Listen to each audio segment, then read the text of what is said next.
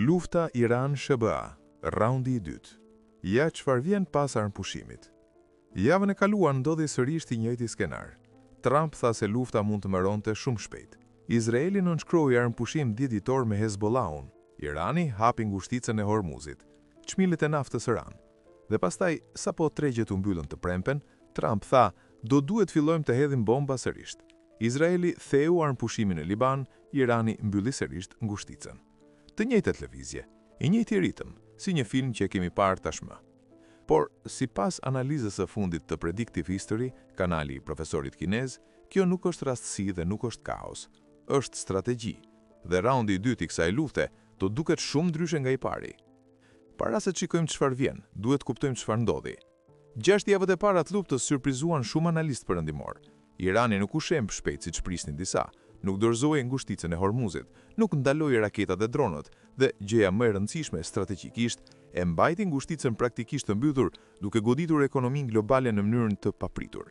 Sipas analizës, Irani luajti kartën e tij më të fortë, kapacitetin për të prishur ekonominë globale, duke privuar 20% të energjisë dhe 1/3 e fertilizantëve botror. Por ky avantazh ka kufi të qartë dhe Amerika tani po riorganizohej. Nëse pyesni se çfarë po planifikon Washingtoni, mos dëgjoni fjalët, shikoni veprimet. Sinjali i parë, Trump ka kërkuar buxhet prej 1.5 trilion dollarësh për Pentagonin. Ky nuk është buxhet emergjence, është buxhet lufte afatgjatë. Sinjali i dytë, duke filluar nga dhjetori, të rinjt amerikanë do të regjistrohen automatikisht për thirrjen e mundshme nën armë. Kjo nuk ndodh kurrë pa arsye, kurrë. Sinjali i tretë, Pentagoni ka kërkuar nga Ford dhe General Motors të fillojnë prodhimin e dronëve dhe municioneve. Kur fabrikat e makinave fillojnë të prodhojnë armë, kjo quhet ekonomi lufte. Amerika nuk po përgatitet për muaj, po përgatitet për vite. Ndërkohë, Kongresi Amerikan ka treguar një braktisje të plotë të përgjegjësisë kushtetuese. Senati ka dështuar 4 herë të kalojë rezolutën që do të detyronte Trump të kërkonte miratimin e Kongresit për të vazhduar luftën. Dhoma e përfaqësuesve dështoi me 1 vot diferencë dhe e bëri qëllimisht. 4 republikan abstenuan strategjikisht. Demokratët sakrifikuan një nga kandidatët e tyre, Jared Golden, i cili nuk planifikon të rikandidojë, duke e bërë votën e dëmshme politike të padëmshme. Kjo nuk është legjislaturë, është teatër. Amerika është tashmë de facto në luftë të pakufizuar, pa miratim kushtetues, pa afat kohor dhe pa strategji dalje të deklaruar. Ekonomia globale po digjet ngadalë. Në 45 ditët e fundit, ka pasur të paktën 45 rafineri nafte që kanë marrë zjarë në përbot. Aksidenti i rafinerisë Geelong në Australi është veçanarisht i dyshimt dhe katastrofik për një vend që ka vetëm 30 ditë rezerva karburanti. Kryeministri australian e konsideroi triumf të madh sigurimin e 570.000 fuqive naftë nga Brunei dhe Korea e Jugut. Kjo sasi do ta mbajë ekonominë australiane duke punuar për 36 orë. Kjo është gjendja. Vendet aleate të SBA-s po kalojnë krizë energjetike serioze, ndërkohë që Amerika vetë nuk varet nga nafta e gjirit.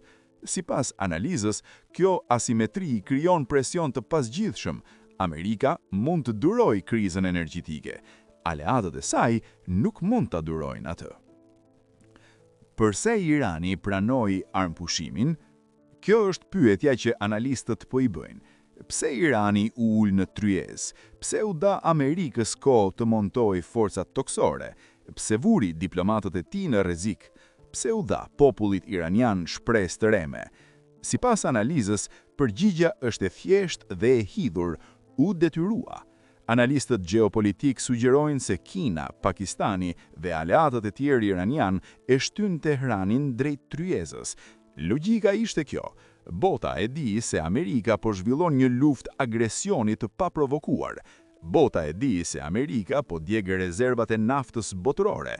Por bota nuk mund të presionojë asnjë perëndori arrogante, asnjë shtet që po kryen gjenocid. Kështu që presionon Iranin.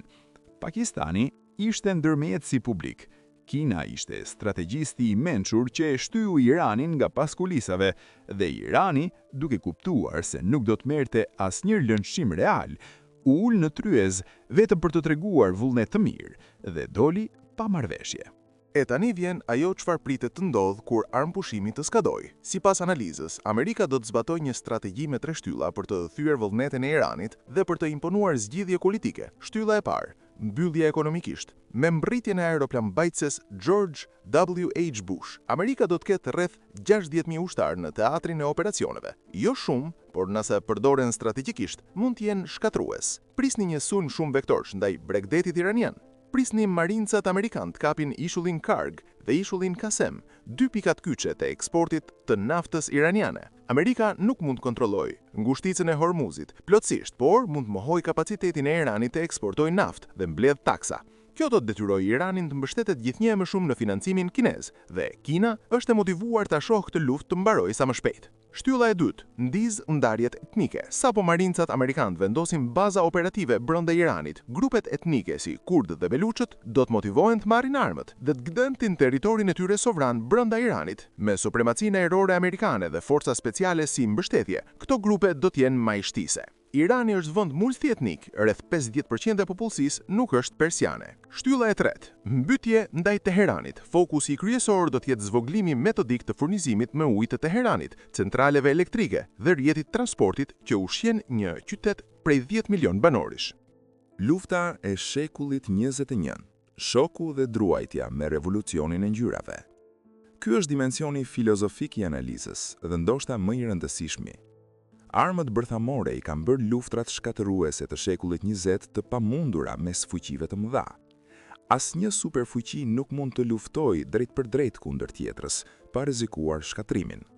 Kështu lindi nevoja për luftën e shekullit 21. Dhe analistët thonë se do ta shikojmë të ndodhe nga Amerika dhe Izraeli në Teheran. Formula kombinon 2 ngjarje: shoku dhe druajtja.